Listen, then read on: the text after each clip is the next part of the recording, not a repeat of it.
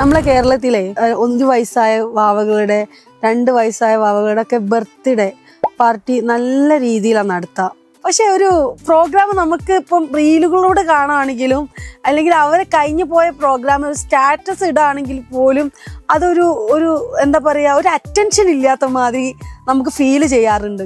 അതെന്താ അറ്റൻഷൻ ഇല്ലാത്തതെന്ന് വെച്ച് കഴിഞ്ഞാൽ അതൊരു ഇപ്പം എന്തായാലും ഡെക്കറേഷന് പൈസ മുടക്കുന്നുണ്ട് അല്ലേ, ഫുഡിന് പൈസ മുടക്കുന്നുണ്ട്. ഒരു വീട്ടിലാണ് ബർത്ത്ഡേ പ്രോഗ്രാം നടക്കണേ, അവിടെ എന്തായാലും ഒരു പ്ലാറ്റ്ഫോം ഇട്ടിട്ട് ഒരു ചെറിയൊരു പ്രോഗ്രാം ഡെക്കർ ചെയ്യുന്നുണ്ട്.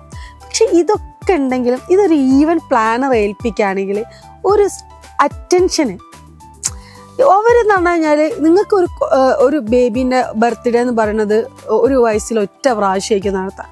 അടുത്ത ബർത്ത്ഡേ പാർട്ടി നടക്കണമെങ്കിൽ 2ാമത്തെ വയസ്സ് ആ ബേബിക്ക് വരണം അല്ലേ. പക്ഷേ ഈ ഈവൻറ്റ് പ്ലാനറെ സംബന്ധിച്ചിടത്തോളം നിരന്തരമായി പ്രോഗ്രാം നടത്തി എന്താ പറയുക, എക്സ്പീരിയൻസ് ആയിട്ടുള്ള ആളുകളായിരിക്കും അവർ.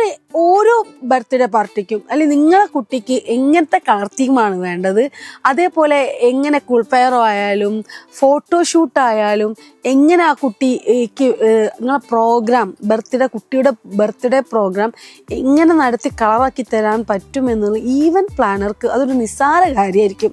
അപ്പോൾ പൈസൻ്റെ വിഷയമല്ല, നിങ്ങളൊരു പ്രോഗ്രാം നടത്താൻ തീരുമാനിച്ചിട്ടുണ്ടെങ്കിൽ ഈവൻറ്റ് പ്ലാനറെ, ഡെക്കോറിൻ്റെ ആളല്ല, നിങ്ങളെ ഈ ഫുഡിൻ്റെ ആളല്ല, ഈവൻറ്റ് പ്ലാനേഴ്സിനെ വിളിച്ച് അവരോട് സജഷൻ ചോദിച്ച് അവരെ ഏൽപ്പിക്കുന്നതായിരിക്കും ഏറ്റവും ബെറ്റർ എന്നുള്ളതാണ് എനിക്കൊരു വ്യക്തിപരമായിട്ട് നിങ്ങളോട് പറയാനുള്ളത്.